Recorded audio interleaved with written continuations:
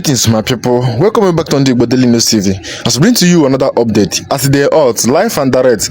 Please watch to the end and don't forget drop opinion on the comment section. Thank you. All right. Okay. So the news this morning, Rufai, and thanks, Franco Malapi, for that report. Dr. Bati, thanks for joining us. But, you know, the truth is that I don't know if these numbers take account of the war that's ongoing currently, and if next month's figures will then reflect that. With regards to our inflation numbers, it's good to see it trending downwards, but there's still that, niggling inflation rates, food inflation rate. But beyond that, the state visit of the president to the United Kingdom begins today. He'll be heading out today and officially starts tomorrow. Adifemi will bring us details of that. But also, Rufai, last night, sad news from Maiduguri with the bomb blasts. Your take on these stories this morning? Okay. The reason why inflation numbers are trending downwards, number one reason is that there was a rebasing. And the base year, the standard of which you look at inflation, is benchmarked against 2024. The year we had one of the highest level of inflations ever. We peaked at about 34%. So when you have that level of inflation and that base year is set at 2024, we had 34%, anything benchmark against it definitely will be lower. If you remember during COVID when we talk about base effect and the rebasing, but it's not a true test of what is happening in the markets. Take, for instance, the price variations are still pretty much up. And if you take and compound the index of food prices for different staple, you would see that the prices are very high. That was what was indicative in February. And some states, you can see that there's a sharp rise in some states compared to some others.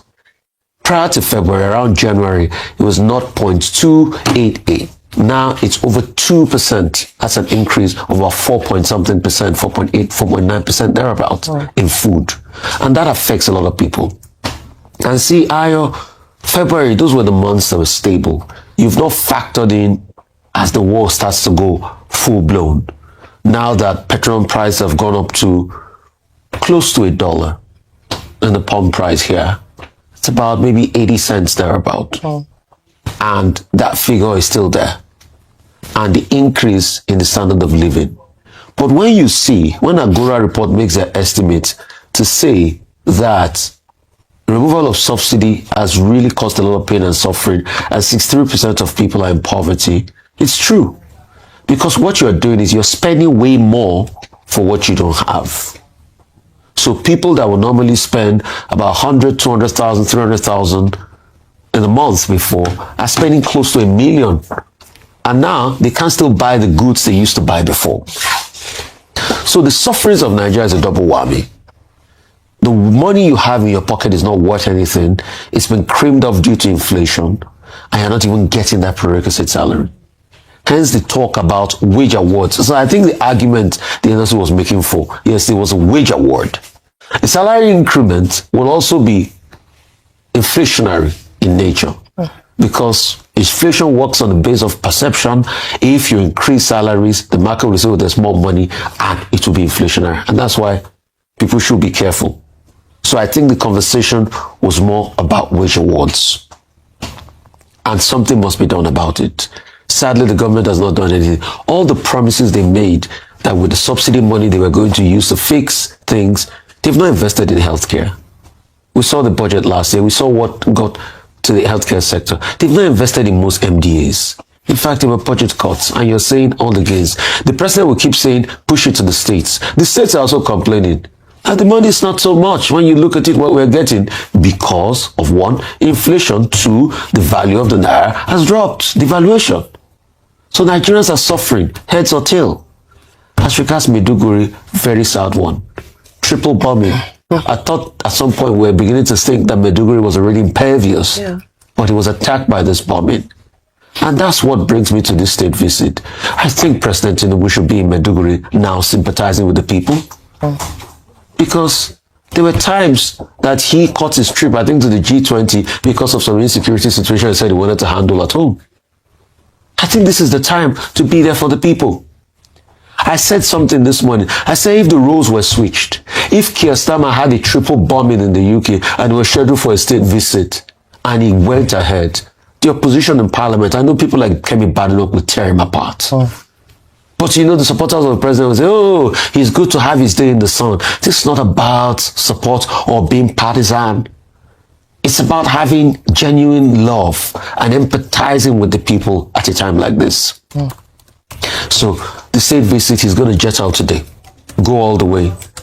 Conversations, you talk about trade. Yes, they say they're going to sign over £700 million agreements for the port in Apapa. Mm. They're going to sign a couple of other business deals and all of that, bilateral talk, cultural exchange and all of that. Yes, it's not surprising. The UK already is one of our biggest capital importation partners. More money comes to Nigeria from the UK than most other countries. So that symbiotic relationship is already there to a large extent. And in terms of the cultural symbolism, yes, the first time in 37 years and all of that, yes, the partisans can talk about the cultural symbolism and get excited and say, oh, it shows that Nigeria has been seen and all of that. But you see, for the partisans out there, I've got word for them. True validation only comes from your people. This idea of external validation at the expense of your suffering people, that's not how nations run. The true validation of Keir Starmer or Donald Trump and everything are not from leaders of other countries, are not from colonial masters, are from what your people say about you. And the question we should ask this government is, what are the people saying about them? What are they talking about the insecurity? What are we talking about the lack of infrastructure? We didn't put the story in, but yesterday we had another train mishap. Yeah. They said they were about coupling the trains and something happened. They had a loud bang. We've had one too many of such. What's the level of this infrastructure? Do the take-home pay of the people truly take them home? Are people truly saying their lives are a whole lot better, or they fight themselves over stipends of deep freezers and the likes? The greatest validation is what your people say about you. But you see, an average partisan, the one who's called a political point, will never understand these things. There's a difference between partisanship and nationhood are building a nation. Patriots build a nation, partisans don't. Okay, very quickly, let's start with NATO. There were two press conferences yesterday, one by President Donald Trump in the U.S. and another by Prime Minister Keir Starmer. Now, all of this within the context of President Trump's request that the allies should come and help send warships to the Strait of Hormuz so that the global supply of crude oil and other trade materials will not be disrupted. Now, Keir Starmer yesterday made it very clear that, well, the UK is not going to get involved in a wider war. Before now, the UK, speaking through Keir Starmer, Prime Minister, had also said that they can only be involved in defensive operations, particularly with the attack on the military airbase. RAF, Nigeria is on my mind, RAF Akrotiri in Cyprus earlier this month. And then, of course, they have some mine sweepers, mine hunters around that particular region. And then Starmer refused America using, UK military bases within that region because they didn't want to be drawn into the war. Now, Trump, when he was speaking yesterday, said that Keir Starmer disappointed him, severely disappointed him, because if you were to look at the allies, you will consider the UK the Rolls Royce of, Rolls Royces of the allies, the Rolls Royce of the allies, but that Starmer doesn't have a mind of his own. He is depending on his advisors. When he spoke to him, he quoted him. He said Starmer told him that he will go and contact and advise his team and seek advice from his team. And he told him that, which team? You are the Prime Minister. You can make a decision. So that part of the conversation reported by President Trump himself is what I find interesting. It shows that, President President Trump runs an authoritarian system where he doesn't listen to anybody's advice. So there's that contrast between the Starmer approach and the Trump approach, where he says he's disappointed with the UK, but NATO too is not listening to him. In fact, the German defense minister was very specific.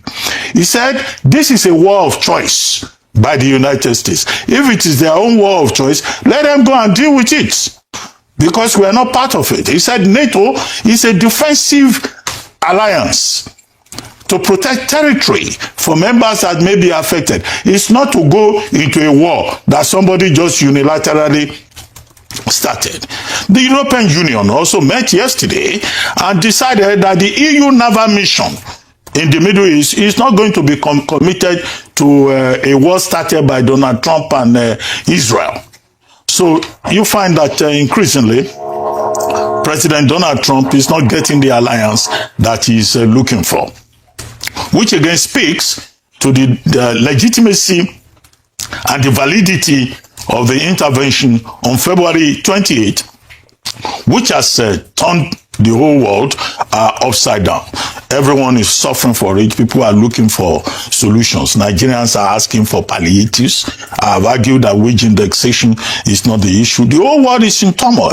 In Thailand, they have told people to be wearing short sleeves, not to wear long sleeve, so that they won't have to use electricity. In the Philippines, they've introduced a national fuel stamp. If you are driving a motorcycle, you can't get more than maybe 15 liters. If you are driving a private car, you can't get more than a certain percentage of fuel. In some other countries like Vietnam, they have told people to stay at home, at least as much as they can. In Thailand now, you don't have to work every day also. So that's the kind of thing you have found. In the UK, this same UK, they've just introduced about 53 or 58 million pounds to help households that are affected and they cannot get electricity for heating the home at this time because of the surge in prices. That's that about that. Now, what's that other topic? Inflation. Now, the thing about this inflation figure is that we're told it's about 12 consecutive months. Now, the credit for that is given to the consistent monetary easing that the Cardoso-led CBN has been doing. But if you look at January, it was 15.51% or so. Yes. Yeah, or 15%. So there's been a reduction by February figures released by the MBS yesterday of 0.04%. But the devil is in the details. If you look at the details, in terms of headline inflation, it has reduced on an annual basis, year on year. But it has increased month on month. The same with food inflation.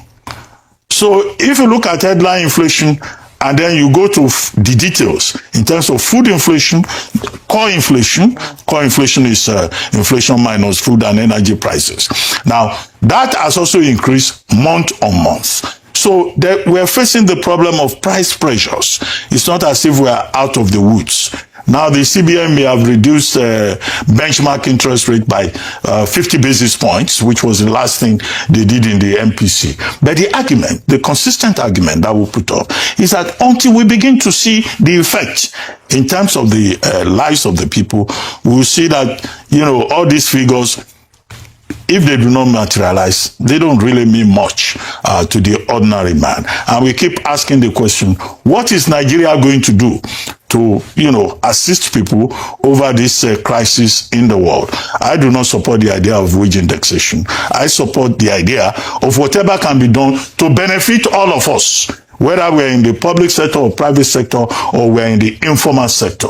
Suggestion that only government workers should benefit will not address the larger problems that we have within the polity. And even if there's any windfall, I've queried the calculation by NESG, even if there's any windfall, with the effect of Executive Order number 9 of 2026 by this administration, all that money will go into the into the distributable pool under the federation account. So those who are thinking that we should share the money, it will be shared by the same people that they are raising questions for about accountability. Now, as for Maiduguri, 2 incidents yesterday. One around is it Monday Market? They call it 3 of them: post office, UMT, okay, and University of Maiduguri gate. Yeah. Again, this just shows us that the problem is not over. We still keep having this crisis. We praise the agencies, security agencies, when they do well, as we have done. And in yesterday's event, they said that there was a combined operation. Now, that combined operation, nobody wants to die. I don't think anybody should die in Nigeria. And it just means again the same thing we said yesterday, that government still needs to stay on this subject and provide security. I do not share the view that President Bola Ahmed Tinubu should have bought his trip to the United Kingdom. He said, you know, those trips are usually planned ahead, and there's a lot of diplomatic back and forth, you know, that is involved. So the trip should go ahead. The vice president is at home. The vice president can represent him.